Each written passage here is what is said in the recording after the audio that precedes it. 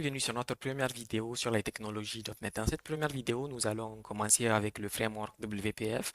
Nous allons voir c'est quoi le WPF et pourquoi devrons-nous l'utiliser. Et juste après, nous allons passer à une partie pratique, une partie dans laquelle nous allons créer notre première application WPF, une application de gestion de stock qui va nous permettre de voir les contours de WPF en faisant les opérations basiques telles que l'ajout, la modification et la suppression. Alors, sans pour autant perdre de temps, qu'est-ce que le WPF?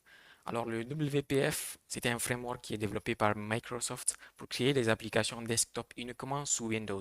Il a été introduit après les .NET Framework, donc en 2006, et là, nous sommes à .NET Core, donc il est principalement conçu pour remplacer le Windows Form.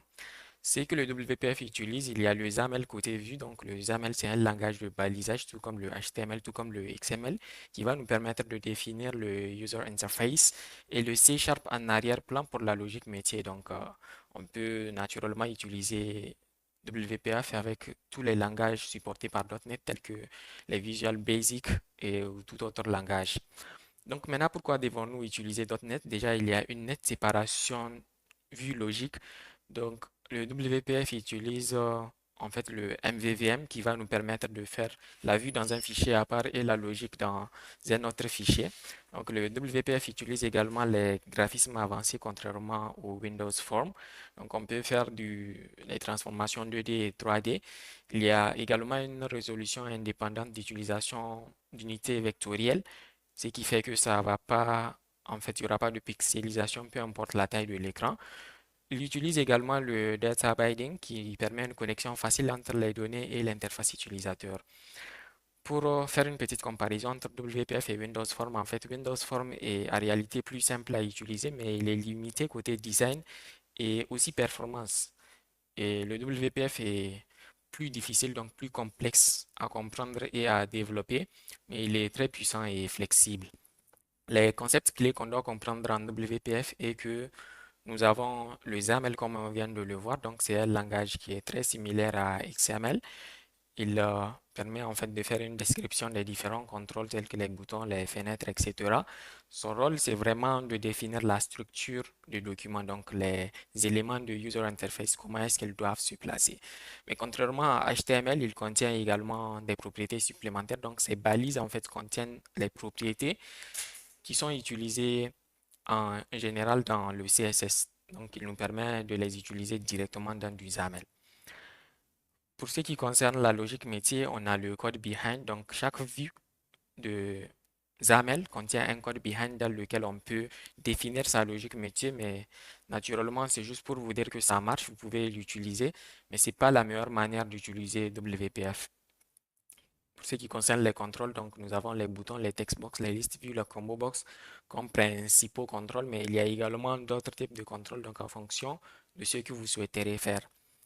Il y a également les layouts ou les mises en page qui va nous permettre en fait de faire la disposition de nos éléments. Entre autres, nous avons les grids qui sont en fait les grilles pour définir les lignes et les colonnes de nos pages, les stack panels qui empilent les éléments soit verticalement ou horizontalement. Éventuellement, nous avons les canvas qui sont très peu utilisés. Ils sont en général là pour les positionnements absolus. Comme style, donc, nous avons également une en fait, définition de style. On peut définir nos propres styles, tout comme avec CSS. Par exemple, dire que ce style sera appliqué à toute la page ou bien tout le projet. Donc, avec les target types, on peut définir que tel style sera pour tel contrôle et ainsi tous les contrôles partout où ce contrôle a été appelé, ils auront exactement le même style. À part cela, il y a les templates. Donc, les templates, en fait, ils nous permettent de définir carrément comment un élément doit se présenter. Donc, ça nous donne vraiment la main de changer toute la structure, toute la forme de l'élément si on le souhaite. Là, en fait, nous allons parler du MVVM. Le MVVM, c'est en réalité un design pattern ou patron de conception. Donc, c'est lui qui nous impose en réalité comment est-ce qu'on doit coder et c'est vraiment la meilleure manière de faire du développement, de faire du code avec du WPF. Comme élément dans le WPF, nous avons, dans le MVVM, pardon, nous avons le modèle, la vue, et le view model. Donc, modèle, view model, c'est qui constitue le MVVM. Au niveau du modèle, c'est les données que nous avons. Donc, les classes qui vont en fait refléter les tables dans la base de données. Au niveau de la vue, c'est le XAML, donc c'est que l'utilisateur voit, et le view model, c'est là en fait la logique métier qui va gérer les différentes transactions entre le modèle et la vue. Donc, comme CRM, nous allons utiliser Entity Framework Core qui a en fait un ORM pour dire que c'est un Object Relation Mapping. Il permet en fait de travailler avec une base de données en utilisant les objets C#. Cela va nous permettre de réduire considérablement le temps de développement, donc en nous évitant d'écrire des requêtes textuelles. Là, c'est le DB context, donc c'est à l'intérieur duquel on définit en fait la configuration de notre base de données. Il contient également les migrations, donc qui va nous permettre en fait de gérer une sorte de historique de notre base de données, de tous les changements que notre base de données va subir. Donc on peut ajouter une nouvelle migration à chaque fois que que le modèle change et faire un update database pour directement mettre à jour la base de données. Donc après avoir fait le update database, un dossier migration sera généré, dossier qu'il ne faut jamais supprimer dans le projet. Ensuite, nous avons le data binding, donc qui va se permettre de tout simplement refléter les données du modèle au niveau de la vue tout en passant par le view model. Donc, nous sommes à la fin de la présentation de WPF. Sans pour autant perdre du temps, nous allons directement passer à la pratique. Donc, nous allons créer notre premier projet WPF. Donc là, je vais ouvrir mon Visual Studio 2022. Et une fois ouvert, donc je vais chercher l'option créer un projet. Ici, par exemple, Create a new project. Et mon projet, je vais chercher c'est quel type de projet. Donc, c'est le Windows Presentation Foundation Application. C'est ça qu'il faut chercher. Ensuite, cliquez sur Next. Ici, il va vous demander le nom de votre projet. On peut mettre gestion des stocks. Donc, suivant. Et là, il va nous demander la version du .NET. Donc, si vous avez .NET 8 installé, vous pouvez partir avec. Sinon, pour .NET 9, donc, c'est en fait une version qui n'est pas prise en charge à long terme pour l'instant, mais c'est quand même la version courante. Donc, nous allons partir avec .NET 8. Et là, nous allons cliquer sur Créer et notre premier projet WPF sera généré.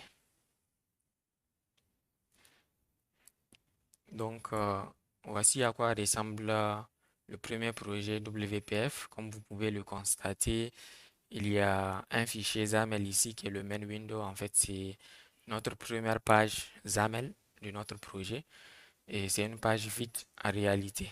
Et là, c'est la page qui vient par défaut ouverte. Si vous remarquez ici, il n'y a que deux balises. La balise window qui contient les configurations telles que la classe, donc le nom de la classe ici au niveau du code behind, ainsi que les autres configurations, les namespace et autres. Ensuite, nous avons la balise grid, donc à l'intérieur duquel nous pouvons configurer, nous pouvons placer nos éléments de l'interface utilisateur. Donc là, nous allons créer notre première page et vous allez voir en temps réel, nous pouvons observer tout ce que nous faisons ici.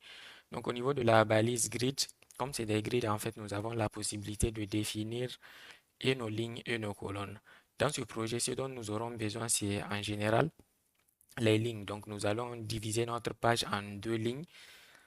Donc pour définir une ligne, il suffit de préciser le row definition et maintenant vous allez définir quelle taille doit avoir la ligne. Pour ce qui concerne le formulaire, nous allons donner une taille auto. Donc auto pour dire qu'on va prendre en réalité la taille nécessaire au formulaire. Donc plus on va ajouter d'éléments, plus le formulaire va s'agrandir automatiquement. Nous allons ajouter une deuxième ligne qui, elle aura une taille star. Donc la taille star va dire occupe toute la taille restante sur la page. Donc, une fois qu'on a défini nos deux lignes, maintenant on va venir les utiliser. Le premier élément, donc, ça sera le stack panel. En fait, le stack panel, comme on a vu, c'est juste un panel qui va nous permettre de définir, en fait, de placer nos éléments soit verticalement ou horizontalement. Donc, nous pouvons définir son orientation qui est par défaut verticale.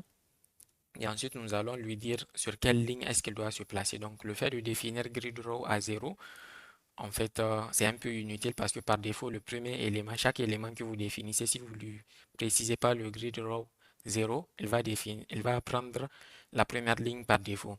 Donc, à l'intérieur de notre grid panel, nous allons définir le text block. En fait, le text block, il permet de définir juste du texte, donc d'écrire uniquement du texte. Donc on peut par exemple dire nom ou bien nom du produit. Et là, si vous remarquez, il a bien écrit nom du produit ici. Ensuite, nous allons définir un champ de texte. Pour définir un champ de texte, c'est avec la balise text block. Donc, avec WPF, vous avez la possibilité de soit ouvrir la balise ouvrante et fermante ou bien uniquement faire comme ça. Donc, en faisant comme ça, en fait, ça vous évite de déclarer la balise fermante et aussi de gagner du temps et de l'espace. Donc, ça sera pour notre nom du produit. Ensuite, nous aurons la quantité et également le prix. Donc, nous aurons un text block qui aura comme texte, et, par exemple, quantité. Donc, vous voyez, on a la possibilité de soit écrire entre la balise ouvrante et la balise fermante ou bien mettre l'attribut texte. C'est la même chose. Donc, ça aura aussi un text box, pardon, où nous allons saisir la quantité. Donc, de même que pour le prix unitaire, donc il y aura un text box. Donc, après les prix unitaires, nous aurons également un text bloc pour définir en fait la catégorie. Donc, la catégorie du produit. Et maintenant, nous allons venir mettre ça dans un combo box. Donc, ça sera un select où nous pouvons avoir plusieurs items. Donc, combo box item, ça peut être alimentaire, électronique, vêtements, etc. Donc là, nous avons notre premier formulaire. Ce qui reste, ça va être les boutons. Donc, les boutons aussi, nous allons les mettre dans un stack panel qui va avoir une orientation horizontale. Donc, parce qu'on veut qu'il soit sur la même ligne et à l'intérieur, nous allons mettre le bouton, par exemple, euh, avec un content, donc pour dire son texte ajouté, n'est-ce pas? Donc, on aura naturellement le bouton modifier et le bouton supprimer. Donc là, nous avons nos trois boutons qui sont ici. Et si je lance l'application, vous allez voir que mon formulaire sera là avec les champs de texte et les trois boutons. Donc là, ça va builder. S'il n'y a pas d'erreur, le formulaire va se lancer. Donc voici un peu ce qu'on a comme formulaire, quantité, prix unitaire, catégorie, ainsi que nos trois boutons. Donc là, je vais un peu personnaliser ça pour avoir un style. Par exemple, au niveau de mon grid, je vais ajouter une marge, en fait, pour pouvoir avoir un peu plus d'espace parce que je ne veux pas que ça soit directement collé à la page. Donc, une marge de 20, et là, c'est beaucoup mieux. Donc maintenant, au lieu de venir par exemple au niveau de ce bouton et dire qu'il a un background green, par exemple vert, comme ça, donc, je veux mettre un style global à tous les boutons de la page. Et pour définir les styles global au niveau d'une page XAML, donc nous avons le Windows Resources. C'est au niveau des Windows Resources que nous allons définir tout ce qui est global au niveau de la page WPF. Donc, à l'intérieur, nous avons la balise style comme nous l'avons vu au niveau de la présentation de WPF. La balise style prend comme attribut, donc c'est pas vraiment facultatif, le target type. Donc, il faudrait lui préciser en fait quel type est-ce qu'il va viser? Sur quoi est-ce qu'il va appliquer les différents styles qu'on va définir dans cette balise? Nous pourrons par exemple aller avec les text blocks ou bien les text box pour un début pour définir leur style. Donc, une fois qu'on définit les text box, ici, ce qu'on va dire, c'est les setters. Donc, les setters vont correspondre à chaque propriété, donc à chaque style. Si par exemple, nous voulons changer la taille, donc nous allons mettre le nom de la propriété qui est height et nous allons lui donner une valeur. Par exemple, ici, et la valeur, donc au lieu de définir le height, nous pourrons directement définir le padding et nous allons lui donner comme valeur 10. Donc 10 pixels, ça va en fait ouvrir euh, nos, nos champs de texte. Et là, comme vous voyez, ils sont beaucoup plus grands. Donc on peut ajouter, par exemple, là, si on saisit, vous allez voir que c'est assez petit. Donc on peut changer ça en ajoutant le font size, donc, qui est la taille de la police. On peut l'ajouter à par exemple 14 pixels. Donc la valeur qu'on lui donne c'est 14 pixels. Et ainsi que les autres propriétés, donc telles que le border brush pour changer en réalité la couleur de la police. Donc sa valeur qu'on va lui donner, ça va être par exemple le gris clair. Ok, on peut continuer toujours pour mieux personnaliser. Donc on peut donner un background aussi et property. Ça sera background et la valeur va être white. Donc après cela, nous pouvons également ajouter une marge pour pouvoir avoir plus d'espace entre les différentes propriétés. Donc setter et la property, ça va être margin. Donc au niveau de margin, nous allons lui donner une valeur juste au niveau de margin bottom. Donc la marge inférieure, elle va prendre 10 pixels. Donc c'est comme au niveau de CSS, là vous voyez, il y a un peu plus d'espace entre les différentes catégories. Donc maintenant, je veux que mes champs de texte soient un peu arrondis. Et là, si on revient au niveau de la propriété textbox, vous allez voir corner radius qui est en réalité la propriété qui permet d'arrondir les bords n'existe pas au niveau des textbox. Donc, il va nous falloir changer carrément la forme de notre textbox en lui ajoutant un nouveau template. Donc là, on va définir un nouveau template qui va être en fait juste une forme, donc un style au niveau de notre text block. Donc, nous allons faire recours à la balise border qui, elle, contient la propriété corner radius. Et là, nous pouvons l'appliquer au niveau de notre text box.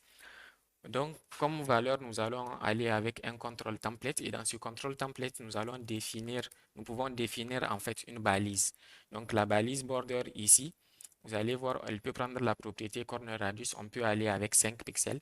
Et là, si on revient sur notre vue, vous allez voir qu'il n'y aura plus de text box. Donc, nous pouvons toujours et lui donner le background de notre bouton parce qu'ici, en réalité, au niveau du contrôle template, il va falloir définir c'est quoi le type qu'on cherche. Donc, le type, c'est le même qu'ici, c'est le text box. Donc, nous allons faire un template binding, en fait, pour dire à ce border de prendre une propriété de bouton. Par exemple, on peut dire background.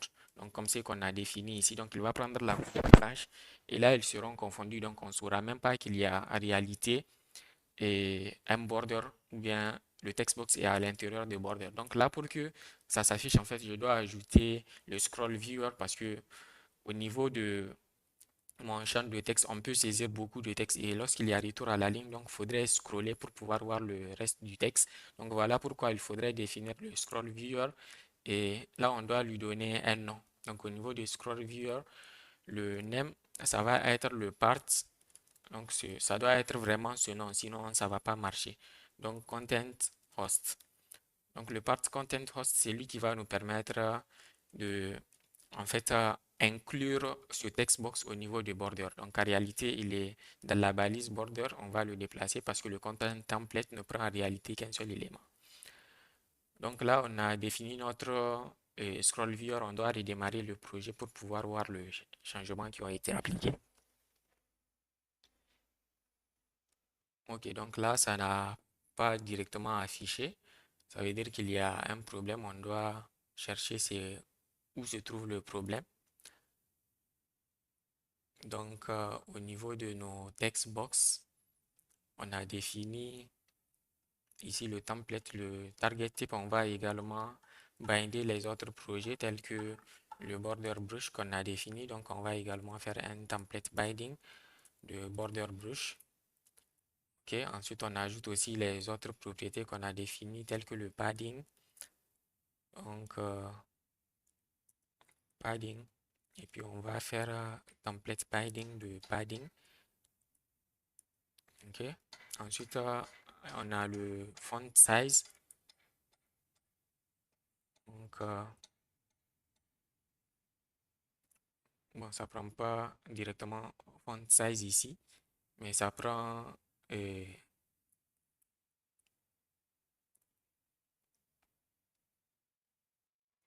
ok, donc comme vous pouvez le constater, ça n'a pas marché ici parce que je me suis trompé de nom au niveau de ce name. Donc, ça doit vraiment être le content host, sinon ça va pas marcher. Donc là, je redémarre le projet. Et là, comme vous pouvez le voir, mes chaînes de texte sont là, mais juste qu'on n'a pas précisé de border thickness. Donc, en fait, la valeur de l'épaisseur de la bordure, donc il vient sans bordure là, on a juste à dire border thickness, et puis on lui donne une valeur de, par exemple, 1, n'est-ce pas? Donc là, vous voyez, si on l'ajoute au niveau de notre border, en faisant le template binding, donc de border thickness.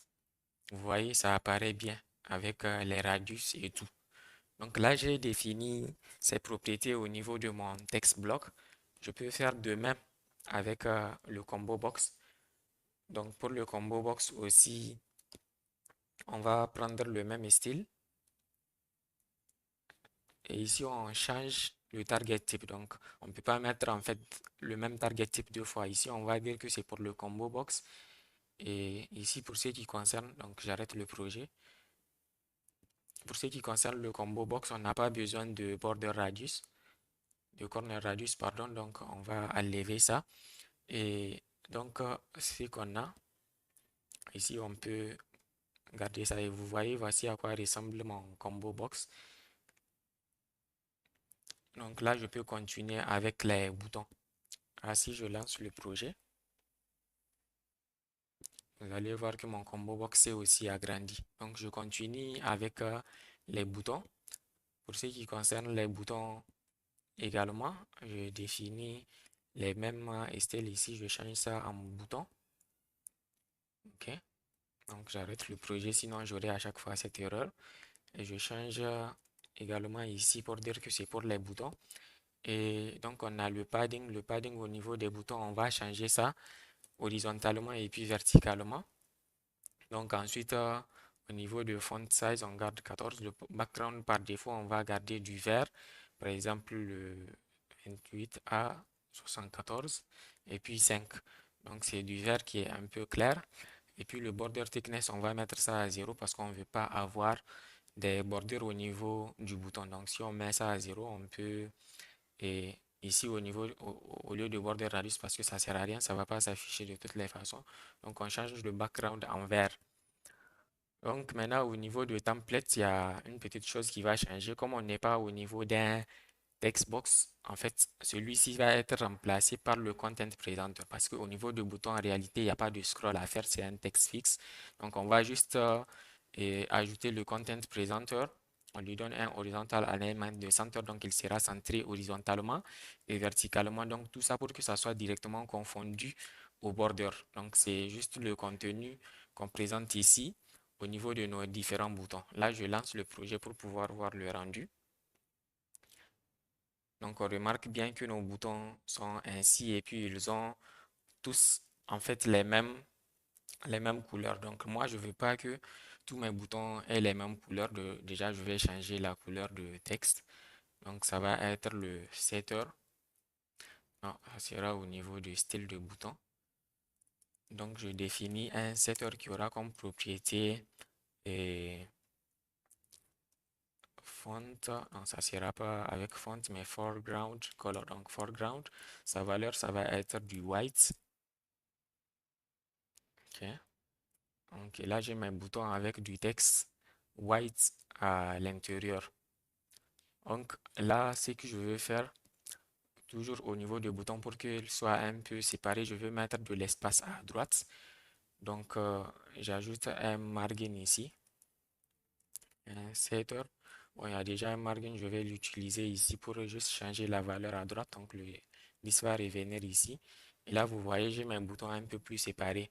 Maintenant, pour changer leur couleur, donc je peux venir au niveau des boutons. Donc, je ne veux pas qu'ils soient verts. Donc, je vais leur donner un background pour en fait écraser la valeur au niveau de style. Par exemple, pour modifier, je vais dire que je veux que ça soit du bleu. Donc, vous pouvez mettre soit des valeurs hexadécimales ou bien écrire le nom de la couleur. Donc, lui, son background, ça sera red. Et là, vous voyez, j'ai mes trois boutons. Donc, voici mon formulaire pour la création et, par exemple, pour l'ajout d'un produit.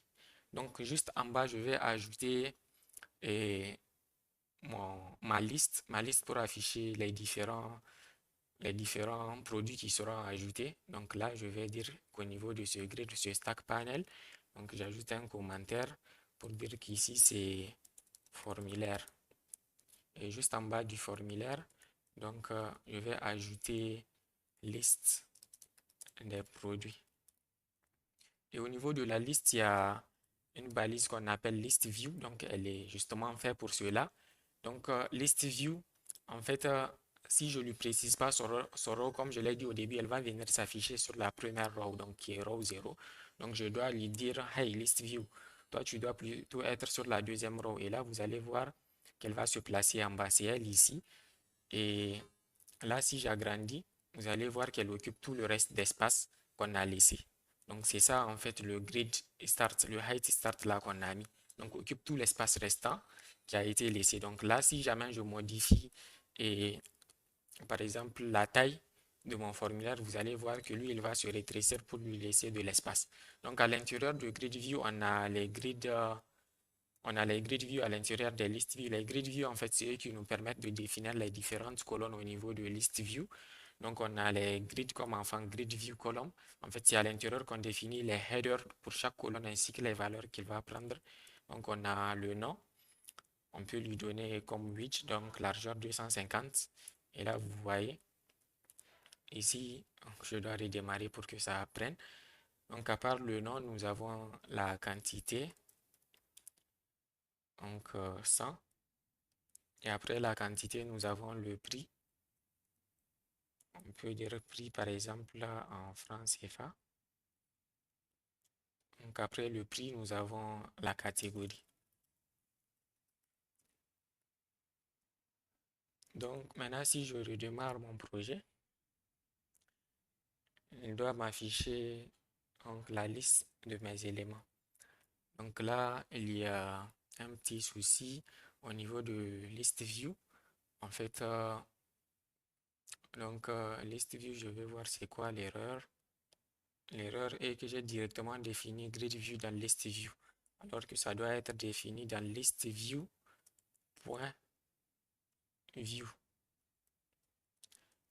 Donc, ça doit être à l'intérieur en fait pour que ça marche. Donc, si vous le mettez directement, il ne va pas vous montrer d'erreur, mais ça ne va pas marcher. Et là, vous voyez, j'ai nom, quantité, prix, catégorie. Donc là, c'est pour ce qui concerne le formulaire. Donc, on va s'arrêter là pour ce qui concerne cette première vidéo qui consiste à avoir une introduction sur WPF ainsi que la création du formulaire avec XAML. Donc, dans la prochaine vidéo, nous allons faire une configuration de notre ORM, Entity Framework, ce qui va nous permettre de créer notre base de données directement à travers Visual Studio.